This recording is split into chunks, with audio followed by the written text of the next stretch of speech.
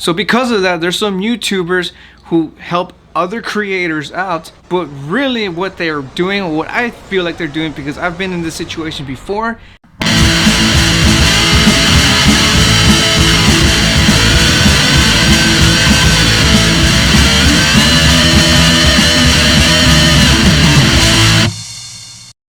How's it going, dudes and dudettes, and welcome back to Booze and Chill. And I'd like to welcome you to a spanking new segment that I like to call At the Bottom of the Bottle, which is basically my version of Peter Griffin's What Really Grinds My Gears.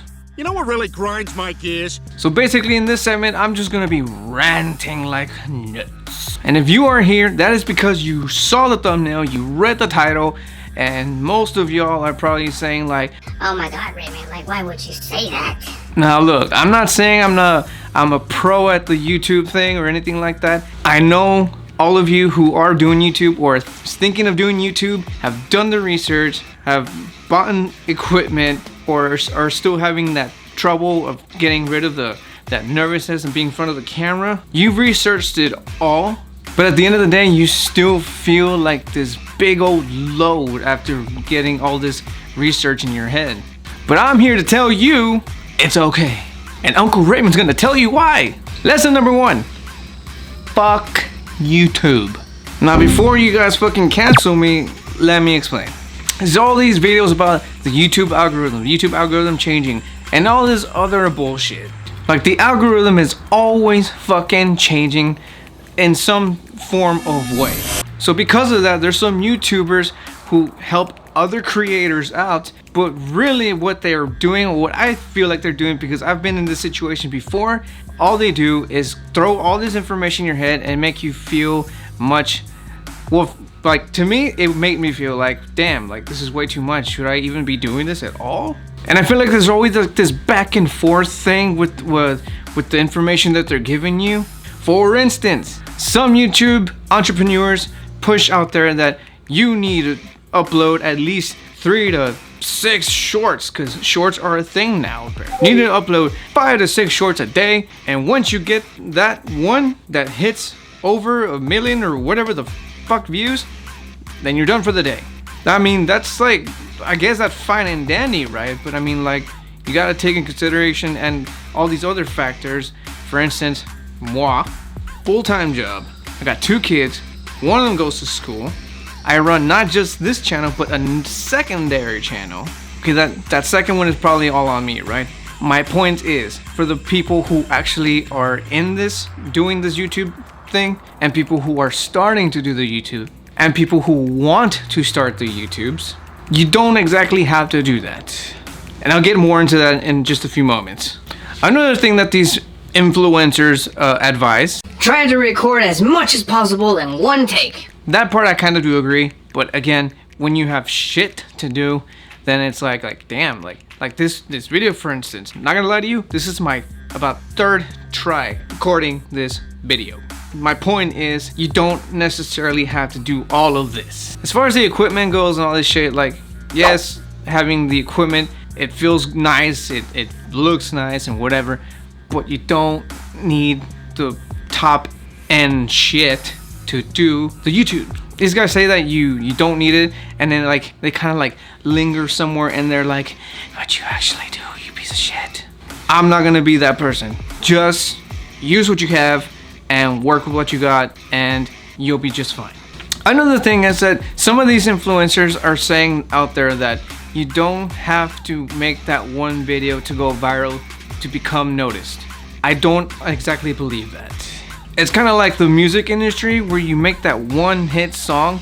Yes, it's a one hit song, but that's basically all really you need, really. I mean, you get noticed one time. Yeah, one time. That one time, in this case, a one video, and that video gets seen like over like 1 million fucking times. People are going to talk, right? But then they bust out like these graphs, and then they say this other bullshit, and it's like, you can go viral, but not really. So I feel like that viral thing is 50-50. I guess it depends on what it is you're talking about. Maybe, I'm not sure. Again, I'm not a professional YouTuber or anything like that, But once again, I'm getting to my big reason in just a while. Just hold your fucking horses. Another thing that these influencers are always saying, like, oh, they give their advice on how they got to where they got. I get what they're trying to do, but at the same time, like, it's different. It's a little different. Again, the difference is, let's say this YouTuber who shows you how to do YouTube in general, from like A to B, from the gear to what to do and all this other bullshit. And yeah, it looks super cool what they're at right now, right? And they're giving their advice like, oh, this is how I did it. This is what I said, blah, blah, blah. You should do this. It'll maybe work for you. There's always that big old fat maybe. And to me, that's a little overwhelming, especially for somebody who's barely starting to make a YouTube channel. So once again, I'm here to tell you, you don't really have to listen to them. You just do you, and you record when you can record, edit when you can edit. There is no rush, which now brings me to my final point. I said it once and I'll say it again. Fuck the YouTube algorithm. Like I said, you don't exactly have to listen to all of these people. That's all on you. If you want to take all this information, again, that's up to you. But I feel like for someone, again, who's wanting to start, it's very overwhelming. It's way too much information to take in. And yes, it's good to go into this thinking it like it's a business. I get that as well. And this is just coming from me. I'm somebody who just plain enjoys making this kind of videos, this kind of content. It's fun for me. It's always been fun for me. This is something I've always enjoyed doing. And that pretty much leads me to another thing. Do it because you enjoy it. Have fun doing it, or else it's like, then what the fuck is the point to doing this? Don't be a slave to the YouTube algorithm. There's people in talks of putting a break button in YouTube. Like, that's fucking crazy, dude.